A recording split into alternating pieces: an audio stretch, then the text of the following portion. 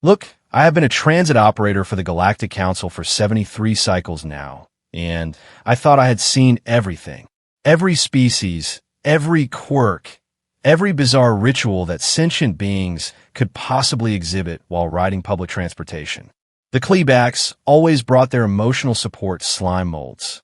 The Vornithan delegates insisted on traveling in groups of exactly 17. The methane breathers needed their own compartment. Obviously, unless you wanted everyone else choking to death mid-flight. But humans? Humans were something else entirely. The first time I noticed it, I figured it was just a coincidence. A human delegation boarded my vessel, the Luminous Wanderer, heading from Station 12 to the Core World Summit. There were 8 of them, professional-looking types in their weird fabric coverings they call suits. And every single one of them walked past the perfectly good seats in the front rows, past the comfortable middle section with the enhanced gravity stabilizers, all the way to the back of the passenger hold. Every single one. I remember thinking, well, maybe they want to sit together. Species bonding behavior or something. But then the next week, another human boarded alone. Just one guy, traveling solo to a mining conference on Helix Prime. The entire front section was empty. Completely empty. Beautiful bucket seats with lumbar support, proximity to the refreshment dispensers, everything a passenger could want. He walked straight to the back, sat down in the last row like he had reserved it. I leaned over to my co-pilot, a Phernaxian named Glix who had been doing this job even longer than me. "You seeing this?" I asked. Glix's eye stalks swiveled toward the back of the cabin. The human? Yeah, why would anyone voluntarily sit back there? The engine vibrations are terrible. The temperature regulation is inconsistent. It is literally the worst section of a ship. Glix made that clicking sound that passes for a shrug among his people. Maybe he likes the view of everyone else's heads. But it kept happening, over and over again. Every human passenger, without fail, gravitated to the back rows like they were magnetised. I started asking around. Other operators on different routes. Station managers. Even the protocol officers who dealt with humans regularly. Same story everywhere. Back row. Every time. It became a sort of joke among us transit workers. Watch out, got humans incoming. Better make sure the back seats are clean. We'd laugh about it during shift changes, speculate about possible reasons. Maybe their rear ends were constructed differently and needed that specific seat angle. Maybe it was a religious thing. Maybe they were all just really paranoid about someone sitting behind them. That last theory actually started gaining traction, until someone pointed out that if they were worried about threats from behind, sitting in the back made literally no sense. Now everyone was in front of them. Unless they were actually worried about what was in front. But what could possibly be threatening about the front of a transport vessel? Then came the incident on Station 47. I wasn't there personally, but the recording spread through every transit hub in the sector within hours. A mixed-species shuttle, routine commuter run, mostly Glibner heading home after a shift to the processing plants. And 6 humans, all sitting in the back. Naturally, the flight was completely normal for the first 20 minutes. Boring, actually. Just the usual hum of engines, passengers reading or sleeping or doing whatever passengers do. Then the pilot's console started screaming. Engine failure. Catastrophic. Both primary and secondary systems corrupted by some kind of electrical surge. The pilot, a veteran Tulox with 40 years experience, immediately began emergency protocols. Restart attempts. Power reroutes. Anything to regain control. Nothing worked. The shuttle started losing altitude fast. Alarms blaring. Passengers panicking. Everyone scrambling for crash restraints. The pilot was on comms with emergency services, but they were too far out. No way to reach them in time.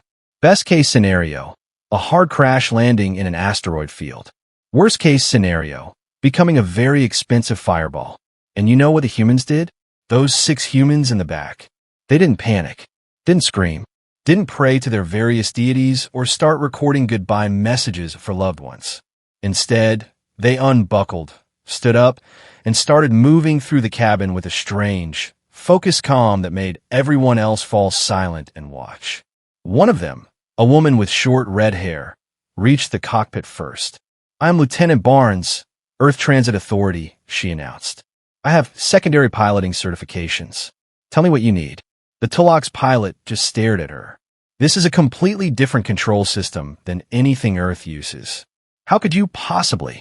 Tell me what you need, she repeated, sharper this time. The other 5 humans were already at work. One was ripping access panels from the walls, exposing power conduits underneath. Another was shouting technical specifications I didn't even understand, something about rerouting auxiliary power through the environmental systems. A third was at the emergency equipment locker, pulling out tools and tossing them to the others like they'd rehearsed this exact scenario. They hadn't rehearsed this scenario. This was completely improvised. And somehow, impossibly, it was working. The red-haired woman, Barnes, slid into the co-pilot's seat without waiting for permission. Her hands moved across the control interface, like she had been flying galactic council vessels her entire life. Auxiliary thrusters still responding? She asked. Barely, the Tulox pilot gasped. Maybe 10% capacity, but without main engines we cannot. We don't need main engines for a controlled descent, Barnes interrupted. We just need enough thrust to keep us from spinning. She pointed at another human, a guy with dark skin and engineering patches on his jacket. How long until you can give me power? 2 minutes if I bypass the safety limiters, he called back, elbow deep in exposed wiring. 3 if you want to avoid setting everything on fire. Give me 2.5, Barnes said. We don't have 3. The pilot looked between them, eye stalks quivering with stress or confusion, or maybe both. This is insane. You cannot just bypass limiters on a system you have never. Watch us, Barnes said flatly. And I swear, every recording from every angle shows the same thing. Those humans moved like a single organism. No arguing. No confusion about who was in charge or what needed doing. They just worked, fast, focused, completely synchronized. When one human needed a tool, another was already handing it over. When Barnes called for adjustments, the engineering guy was already making them. The shuttle was still falling. Alarms still screaming. Other passengers still absolutely convinced they were about to die. But somehow, watching those humans work, a strange calm started spreading through the cabin. Like maybe, just maybe, they actually knew what they were doing. Power restored to auxiliary grid, the engineering human shouted. Barnes's hands flew across the controls. The shuttle shuddered, lurched sideways, then slowly, agonizingly slowly, began to level out. Not climbing, still descending, but the deadly spin had stopped. They had control. Barely. But they had it. There's a landing pad on asteroid K-19, the Tulox pilot said, his voice shaking. But it is designed for cargo haulers, not passenger shuttles. The approach angle is... I see it, Barnes said. Her eyes never left the display. Everyone strap in. This is going to be rough. Rough was an understatement. The shuttle hit the landing pad hard enough to crack the hull, plating, and blow out half the landing gear.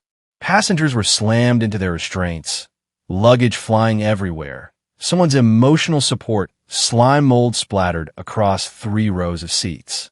But they were down. They were alive. Emergency crews were already rushing towards them. And when the passengers evacuated, when station security began reviewing what had happened, they asked the obvious question. How did a random group of human passengers happen to include a trained pilot and 5 people with advanced engineering knowledge? Barnes just shrugged. We're not special. Most humans have some kind of emergency training. School buses, you know. We practice this stuff.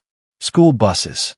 They practiced emergency crash procedures on vehicles designed to transport children as a normal, routine part of their education. What kind of species does that? But it gets better or worse, depending on how you look at it.